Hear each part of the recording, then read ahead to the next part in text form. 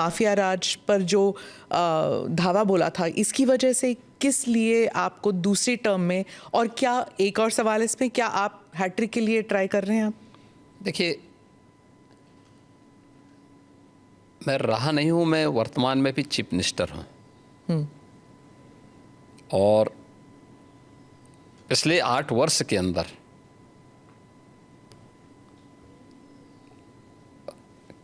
अपनी पार्टी के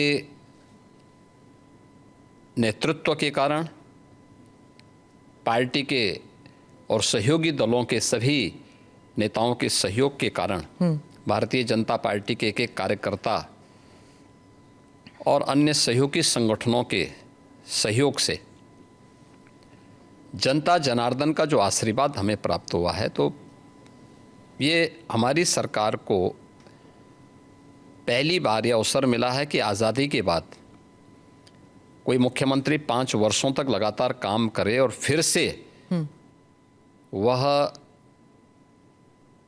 2/3 मेजॉरिटी के साथ गवर्नमेंट बना ले।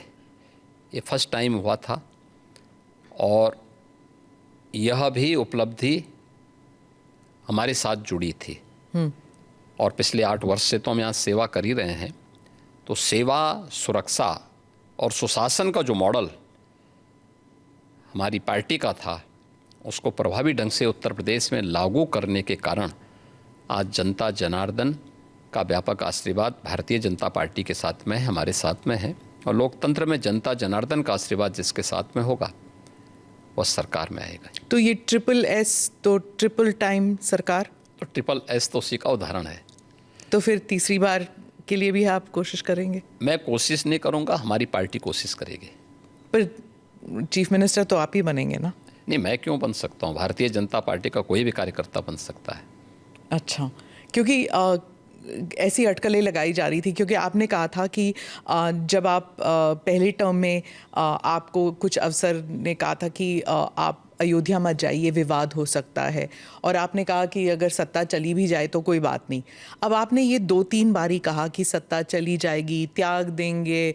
जब ऐसी बातें होती है तो फिर अटकलें लगाई जाती है कि शायद योगी जी दिल्ली की तरफ देख रहे हैं या फिर दिल्ली से न्योता आया है। देखिए, ये उदाहरण उन प्रसंगों को लेकर के होते हैं जहाँ पे विरासत को आगे बढ़ाने का एक जज्बा सामने आता है। 2017 के पहले अयोध्या की क्या स्थिति थी, हर एक व्यक्ति जानता था। एक जद्दोजहद के साथ जब हम लोग उस समय अयोध्या की यात्रा करते थे तो बहुत सारे बैरियर हुआ करते थे, बुनियादी सुविधाओं का अभाव था और अयोध्या अपनी पहचान के लिए मोहताज थी। 2017 में भारतीय जनता पार्टी की डबल इंजन की सरकार उत्तर प्रदेश में बनी और उत्तर प्रदेश में सरकार बनने के बाद उन चुनौतियों से भी हमें का भी सामना करना था। जो आज़ादी के बाद से लगातार जिन भावनाओं को दबाया गया था वहाँ पे, साथ साथ अयोध्या का समग्र विकास भी करना था, लेकिन अयोध्या को उसकी पहचान भी देनी थी। और उसी में एक बड़ा तबका ऐसा था जो ये मानता था कि हमें इस प्रकार के मुद्दों को नहीं टच करना चाहिए क्योंकि ये विवाद हो सकता है। देखिए, आप सत्ता में रहेंगे तो आपके लिए अनुकूल वातावरण भी होगा, प्रतिकूल भी होगा। अनुकूल और प्रतिकूल के बीच में समन्वय बना करके जब हम आगे बढ़ते हैं तो ही कुछ परिणाम दे पाएंगे। और अयोध्या के साथ भी यही हुआ। हमने कहा भी ठीक है, विरोध होता है तो होने दीजिए, देखेंगे। अयोध्या जाएंगे, कोई एक कार्यक्रम का शुभारंभ करेंगे जो अयोध्या की पहचान बन सके। दीपावली तो अयोध्या से जुड़ी हुई थी, दीपोत्सव, और दीपावली के आयोजन को एकदम विस्मृत सा कर दिया गया था अयोध्या में ही। तो हमने दीपोत्सव के आयोजन के साथ फिर उसकी पहचान को वहाँ दिलाई। तो हम लोगों ने वहाँ पे मर्यादा पुरुषोत्तम भगवान श्री राम के प्रति और सरयू मैया के प्रति दीपोत्सव के माध्यम से जो कृतज्ञता ज्ञापित की थी, उसका परिणाम आज नई अयोध्या के रूप में सबके सामने है, जिसको देख करके हर व्यक्ति अभिभूत होता है। तो प्रधानमंत्री जी का जो विजन विरासत के प्रति है, उसका मूर्तमान स्वरूप आज अयोध्या में भी देखने को मिलता है। आज आप देख रहे होंगे, जिस अयोध्या में साल भर में कुछ लाख लोग आते थे, आज करोड़ों लोग वहाँ पहुँच रहे हैं। व्यवसाय वहाँ फल फूल रहा है, लोगों को अनेक अवसर प्राप्त हो रहे हैं। तो हम लोग अपनी सत्ता की चिंता करें और अपनी विरासत को विस्मृत कर लें, तो मुझे लगता है कि ये हम न्याय नहीं कर पा रहे हैं, अपने साथ भी, अपने समाज के साथ भी और अपने देश के साथ भी। योगी जी, आपने डबल इंजन सरकार का जिक्र किया। अखिलेश जी कहते हैं डबल इंजन क्या, अब तो इंजन एक दूसरे को नमस्ते तक नहीं करती। हाँ, देखिए, ये उनके संस्कार थे। हमारे यहाँ हम विरासत को सम्मान दे करके अपनी वर्तमान लीडरशिप को भी सम्मान करते हैं और अपने पूर्वजों के प्रति भी सम्मान का भाव रखते हैं। लेकिन जिनके आदर्श औरंगजेब हों तो उनका आचरण भी उसी प्रकार का जरूर होगा, और लोगों ने देखा भी अपनी आंखों से। आप क्यों कहते हैं कि उनका औरंगजेब उनके लिए आदर्श हैं? क्योंकि वो औरंगजेब को महिमा मंडित कर रहे हैं।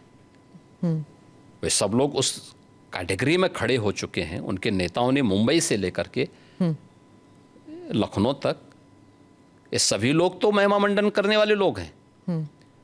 तो जिनका जैसा आदर्श होगा तो वैसे ही उनका स्वयं का चरित्र भी होगा। यही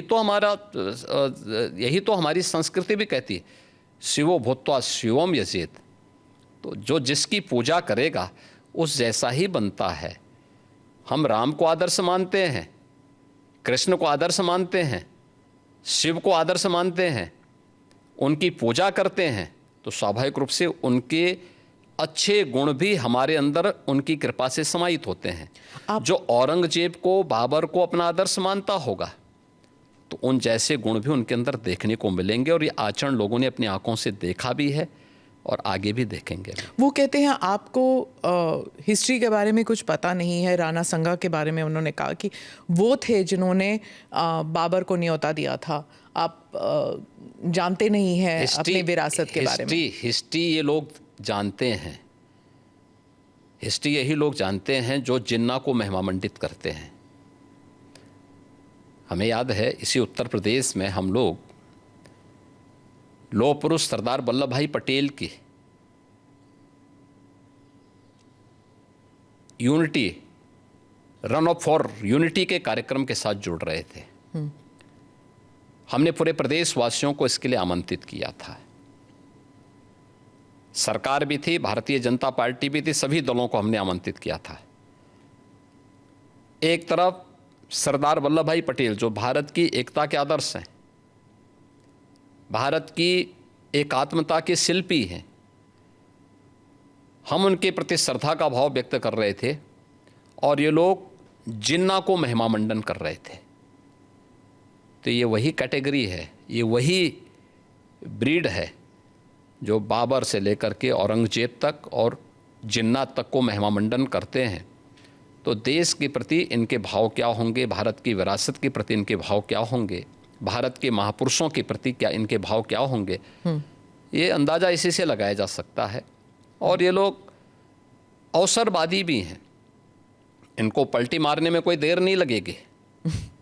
भाई आज कर रहे हैं तो कहीं वोट लेना होगा, तो उनके कुछ नेताओं ने बयान देने शुरू किए हैं कि अब जो लॉस हो रहा है और जो कटघरे में खड़े हुए हैं, ठीक है, तो उसके बारे में इन्होंने कहना शुरू कर दिया, नहीं साहब ये तो जो है उन्होंने गलत बोला है, और ये तो राष्ट्रीय महापुरुष थे, राष्ट्र नायक थे। राणा सांगा के इतिहास को अगर इन्होंने पढ़ा होता, वो महान योद्धा जिसके शरीर के घाव इस बात को बताते थे कि इन्होंने भारत की धर्म और संस्कृति को बचाने के लिए उस समय किस प्रकार के पराक्रम का परिचय दिया था। ये महाराणा प्रताप, महाराणा सांगा, छत्रपति शिवाजी महाराज और गुरु गोविंद सिंह के बारे में ये लोग बताएंगे। इतिहास के बारे में लोग क्या जानते हैं? जो औरंगजेब और बाबर की पूजा करते हों, जो जिन्ना को अपना आदर्श मानते हों, इन लोगों से इसकी उम्मीद नहीं की जा सकती है। और आप विधानसभा में आपका एक भाषण भी था, आपने कहा था कि अगर औरंगज़ेब का महिमा मंडल कर रहे हैं वो जो लोग नागपुर में जो कर रहे हैं उनको यूपी आना चाहिए, हम उनका इलाज कर देंगे। इलाज कैसे करेंगे आप? उपचार तो देखिए, किसी भी बीमारी का उपचार के अलग अलग केंद्र होते हैं, तो यूपी ऐसे लोगों को बहुत अच्छा उपचार देता है। उनकी जैसी डिमांड होगी उस प्रकार का उपचार दे देंगे। महाराज, आपके राज्य में क्या मुसलमान सुरक्षित है? क्योंकि आए दिन सनातन की बात होती है। आप योगी हैं, मुख्यमंत्री हैं, महाराज हैं, क्या हैं आप फिर? मैं एक सामान्य नागरिक हूँ, उत्तर प्रदेश का एक नागरिक हूँ, और एक नागरिक में एक योगी हूँ जो सबके सुख और सबके निरोगता की कामना करता है, सबका साथ और सबके विकास के मंत्र पर विश्वास करता है, और उसी भाव के साथ हम लोग कार्य भी करते हैं। आप मुझे बताइए, दुनिया की सबसे प्राचीनतम धर्म और संस्कृति है सनातन धर्म, के नाम से ही आप अंदाज़ा लगा सकते हैं। दुनिया की कोई जाति, मत और मजहब नहीं है जिसको उसकी विपत्ति के समय सनातन धर्मावलंबियों ने शरण न दी हो, उसके संरक्षण के लिए उसको हर प्रकार से फलने फूलने के लिए अवसर न प्रदान किया हो। लेकिन बदले में उसे मिला क्या? बदले में मिला क्या? और दुनिया के अंदर कोई उदाहरण नहीं, कोई उदाहरण नहीं कि कहीं भी हिंदू राजाओं ने दुनिया के अंदर कहीं भी अपने बल पर, अपने वैभव के दंभ से किसी पर आधिपत्य स्थापित किया हो, कहीं नहीं है। देखिए उदाहरण, अयम निज परोवेति गणना लघु चेतसाम उदार चरितानाम तो वसुधैव कुटुंबकम, इस सनातन वाक्य है। दुनिया के अंदर कोई बोलता है? दुनिया के अंदर किसी ने इसका आचरण किया? कोई नहीं किया। सब तो हड़पना चाहते हैं। यानी यह अपना है, यह पराया है, भेदभाव छोटी संकुचित बुद्धि के लोग करते हैं।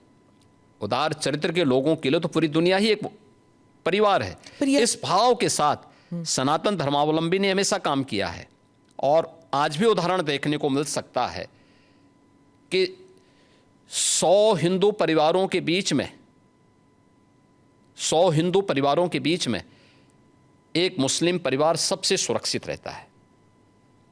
उसको इसके पर्व और त्योहारों को, उसको अपने सभी मजहबी कर्मों को करने के लिए, या जिस मत और मजहब या संप्रदाय या सेक्ट का अनुयायी होगा उसको उस परंपरा के अनुसार अपने सारे धार्मिक मान्यताओं या उपासना विधि को पूरी स्वतंत्रता होती है।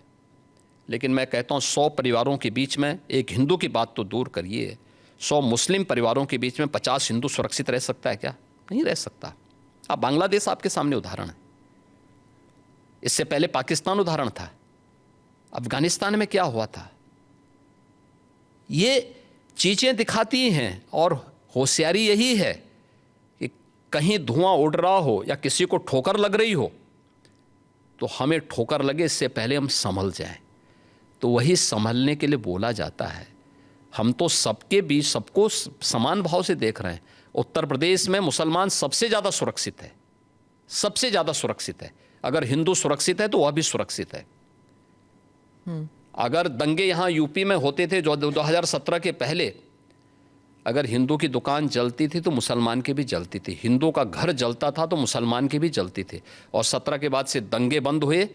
अगर हिंदू सुरक्षित है तो मुसलमान भी सुरक्षित है। और दूसरा जो मैंने कहा कि इतिहास में कोई उदाहरण नहीं बता सकता कि अपने बल से, अपने वैभव से किसी हिंदू राजा ने किसी देश पर जबरन कब्जा किया हो, कभी नहीं। इतिहास इसका उदाहरण है, आप उठा के देख सकते हैं। भगवान राम लंका में गए और लंका में रावण पर विजय प्राप्त करके लक्ष्मण को वहां के वैभव को देख के थोड़ा मोहित हुए। भगवान राम ने कहा नहीं लक्ष्मण, उन्होंने उनको एक ही बात कही और मुझे लगता है कि आज की पीढ़ी के लिए बहुत प्रेरणादायी है जो उन्होंने उस समय कही थी। लक्ष्मण जी को जो प्रेरणा, जो निर्देश भगवान राम दे रहे हैं लंका के बारे में, अपि स्वर्णमयी लंका नमे लक्ष्मण रोचते, जननी जन्म भूमिस्य स्वर्गादपि गरीयसी, कि लक्ष्मण लंका भले ही सोने की क्यों न हो, लेकिन याद रखना ये मुझे रुचिकर नहीं लगती, मेरी रुचि का नहीं है। मेरा काम था माता सीता को दुरात्मा रावण से मुक्त करना, वो मैंने कर लिया है। अब हमें यहां से निकलना है, क्योंकि जिस माँ ने जन्म दिया है और जहां हमने जन्म लिया है उससे बढ़कर के दूसरा कोई भी, स्वर्ग से बढ़कर के उपभोग दूसरा हो ही नहीं सकता, इससे बढ़कर के उपभोग हो ही नहीं सकता है, चाहे वो स्वर्ग ही क्यों ना हो। और इसलिए हम यहाँ नहीं करेंगे। ये उदाहरण मैं इसलिए दे रहा हूँ जिसलिए जो सनातन धर्म पर प्रहार करते हैं उनकी आंखें खुलें, वो देखें। उदाहरण हमारे सामने पर्याप्त हैं और ऐसे अनेक उदाहरण आपको समय समय पर मिलेंगे।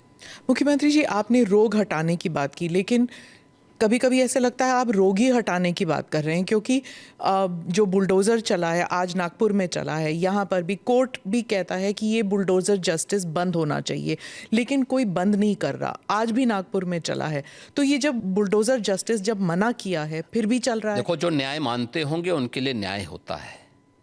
जो स्वयं न्याय को, कानून को अपने हाथों में लेते हैं, तो बहुत बार कानून के दायरे में रह करके उनको सबक भी सिखाया जाता है। जो जैसे समझेगा उसको उसी भाषा में समझाना चाहिए। आप मुझे बताइए, कोई हिंसक बनकर के प्रहार करने के लिए आ जाए हमारे सामने और हम उसके सामने गिड़गिड़ाएं, ये नहीं। अगर वो हिंसक बन के आया तो उसको पहले उसकी हिंसा का प्रतिकार तो वहाँ पे करना पड़ेगा ना। आप कानून के दायरे की बात कर रहे हैं, फिर आपने कहा कि संभल पे आ रही हूँ मैं, आपने कहा कि संभल में 65 कुछ तीर्थ स्थल हैं, 64 और 18 की पहचान हो गई है। योगी जी अब बढ़ गए 54 तक पहुंच गई है। आप कितनी जगह खोदेंगे, कितने मस्जिद? जितने भी होंगे सब ढूंढेंगे, जितने भी होंगे सब ढूंढेंगे, सब निकालेंगे और दुनिया को बोलेंगे कि भगवान ने जिसको आंखें दी हैं वो आके देखो तो क्या हुआ था संभल में। देखिए, संभल एक सच्चाई है और मैं इसलिए नहीं कह रहा हूं भाई आपको उपासना विधि की पूरी छूट है, कहीं भी आप बनाइए, लेकिन आप तो इस्लाम के मुद्दों से ही भटक करके काम किए हैं। पर ये तो बन चुके हैं, अब बन नहीं चुके हैं। इस्लाम कहता है कि किसी भी हिंदू मंदिर या किसी हिंदू घर को तोड़ करके आपके द्वारा बनाई गई कोई भी इबादत गृह ये खुदा को स्वीकार्य नहीं है। गला घोंटने का काम किया था। तो ये कांग्रेस तो हमेशा करती रही और आगे जो भी बोल रहे हैं डीके शिव कुमार, ये वही बोल रहे हैं जो कांग्रेस की विरासत से उन्हें प्राप्त हुआ है। आपने कॉन्स्टिट्यूशन की बात कही, हाल ही में एक्चुअली कल ही हुआ था कि एक कॉमेडियन जो हैं महाराष्ट्र में, उन्होंने संविधान को दिखाया और कहा इस संविधान से मुझे अभिव्यक्ति की आज़ादी मिलती है, मैं कुछ भी कह सकता हूँ। अभिव्यक्ति की आज़ादी कानून के दायरे में, संवैधानिक मूल्यों के दायरे में होना चाहिए और उसी दायरे में अभिव्यक्ति की स्वतंत्रता है। आपकी अभिव्यक्ति की स्वतंत्रता किसी दूसरे पर व्यक्तिगत प्रहार करने के लिए नहीं हो सकती है। दुर्भाग्य है कि कुछ लोगों ने देश का चीरहरण करना, विभाजन की खाई को और चौड़ी करने के लिए इस अभिव्यक्ति की स्वतंत्रता को अपना जन्मसिद्ध अधिकार मान लिया है। और मुझे लगता है ऐसे लोगों के खिलाफ जो समाज में विभेद पैदा करके सौहार्द को खतरे में डालने का कार्य कर रहे हैं, उनके साथ कानूनी तरीके से उनके साथ उसी प्रकार का व्यवहार भी होना चाहिए। महाराष्ट्र में ही कुछ महीने पहले एक स्लोगन उठा था, बटेंगे तो कटेंगे, वो भी ऐसे ही विभाजनकारी स्लोगन था? विभाजनकारी नहीं था। आप मुझे बताइए, यह देश गुलाम क्यों हुआ? क्योंकि जातियों में विभाजित था। अगर उनको जोड़ने की बात की जा रही है कि वे बंटो मत, अच्छे के बारे में सोचो, विकास के बारे में सोचो, विरासत के बारे में सोचो। ये उछला नहीं था, ये यूपी से मैंने ही कहा था कि बटेंगे तो कटेंगे, एक रहेंगे तो सेफ रहेंगे। तो ये बात यहाँ से हमने कही थी और मुझे लगता है कि चीज़ें आगे बढ़ी, लेकिन इसमें बुराई आगे बढ़ी, इलेक्शन जीत गए आप। नहीं, इलेक्शन हम उससे कारण नहीं जीते। इलेक्शन के बहुत सारे कारण होते हैं। एक नारा इलेक्शन जीतने का कटने की बात जब होती है तो कैसे जुड़ने की बात? क्या बात करते हैं, क्यों नहीं जुड़ेंगे? जब कटने काटने की भाई बात आप मुझे बताइए, इतिहास में करोड़ों हिंदू काटे नहीं गए क्या? तो फिर लाखों हिंदू कश्मीर में काटे नहीं गए क्या? काटे नहीं गए थे। तो इसीलिए हम उसको भूल क्यों जाते हैं? इतिहास वर्तमान का दर्पण होता है और भविष्य की कार्य योजना बनाने का एक माध्यम भी होता है। तो इसको खुरेद के इसलिए वर्तमान पीढ़ी भूल गई होगी तो उसको बताने का एक माध्यम है। अरे बताना पड़ेगा हमें, ये हमारा दायित्व भी है। पर ये खुरेदने से क्या दंगे वंगे नहीं होंगे? दंगे कैसे होंगे? फिर दंगाइयों का उपचार भी तो है। दंगों से वो डरेगा जो उन दंगाइयों के सामने घुटने टेक करके नाक रगड़ते हैं। उनको घुटनों के बल चलने के लिए हम मजबूर कर लेते हैं और ठीक भी करते हैं उनको। ये जो आपका जो दबंग स्टाइल है। नहीं, दबंग स्टाइल नहीं, ये हमारी शराफत का स्टाइल है। हाँ, आप ये कहते हैं, लेकिन अखिलेश जी और जो उत्तर प्रदेश के बाकी नेता है वो यही कहते हैं कि आप जो कह रहे हैं कि प्रशासन और लॉ एंड ऑर्डर जो कंट्रोल में है ये सिर्फ लीपापोती की जाती है। वो उनके सोशल मीडिया हैंडल पे रोज तो मुझे कहता हो लिस्ट आता है। मैं क्या कर रहा हूँ? आप मुझे बताइए, 66 करोड़ लोग प्रयागराज में आए। आपकी एएनआई की तो पूरी टीम वहाँ कवरेज कर रही थी, कई कैमरे आपके लगे हुए थे। आपने किसी श्रद्धालु को ये कहते हुए सुना कि साहब मेरे साथ लूट हुई है? नहीं। किसी बहन और बेटे को ये कहते हुए सुना कि उसके साथ छेड़खानी हुई है? कहीं पे किसी को ये कहते हुए, किसी व्यापारी को कहते हुए सुना गया कि उससे जबरन किसी ने पैसा मांगा है? किसी व्यक्ति को अपहरण की कोई शिकायत वहाँ आई क्या इन 45 दिनों में? आप मुझे बताइए, इससे बड़ा उदाहरण और क्या हो सकता है? भाई हमारी कितनी भी फोर्स रही होगी वहाँ पे, तो फोर्स तो एक सीमित संख्या में थी ना। 50,000 के आसपास हमारी फोर्स वहाँ पे थी और प्रतिदिन 28, 29 और 30 इन 3 दिनों में 15 करोड़ श्रद्धालु आए थे। 29 के पहले यानी 28 के पहले प्रतिदिन 1 करोड़ से कम श्रद्धालु थे। 50,000 से लेके 60,000, 50 लाख से लेके 60 लाख तक आते थे और 29 के बाद से फिर ये बढ़ता गया और 3 फरवरी के बाद से यानी बसंत पंचमी के बाद से यह और तेज़ी के साथ आगे बढ़ा। संख्या 1.5 करोड़, 2 करोड़, 1.5 करोड़, 2 करोड़ की पर डे की आ रही थी। लेकिन कहीं आप लोगों ने सुना? कोई बात नहीं थी। दूसरा, 25 करोड़ की आबादी का राज्य, अगर आपसी पहले से गुटबाजी नहीं है, पहले से वैमनस्यता नहीं है और कोई आपसी वो नहीं है, तो सामान्य रूप से कोई इस प्रकार की घटना को अंजाम नहीं दे सकता है। यह लिपापोती नहीं, ये वास्तविकता है और ये उत्तर प्रदेश की बहन बेटियां इस बात को जब अभिव्यक्त करती हैं, हम लोग नहीं बोलते हैं, ये तो उत्तर प्रदेश की माताएं बहनें बोलती हैं, बेटियां बोलती हैं कि हम आज सुरक्षित हैं। नहीं तो 17 के पहले तो यहाँ पे स्कूली बालिकाएं बहुत सारी ऐसी थीं, ऐसे ऐसे कस्बे थे, ऐसे ऐसे जनपद थे जहाँ पर अभिभावक अपने बच्चों को या तो दूर के रिश्तेदार के पास या किसी हॉस्टल में दूर भेज देता था। आप मुझे बताइए, जब उस बेटी को माँ बाप का संरक्षण मिलना है बचपन में, तब वो दूर हॉस्टल में जा कर के पढ़ने के लिए मजबूर है। आज मुझे प्रसन्नता है कि डबल इंजन की भारतीय जनता पार्टी की सरकार के कारण वह बेटी अपने माँ बाप के संरक्षण में अपने घर से स्कूल जाती है और घर में वापस आती है। न्यूज नेशन अब व्हाट्सएप पर खबरों की ताजा अपडेट के लिए न्यूज नेशन के इस QR कोड को स्कैन करें।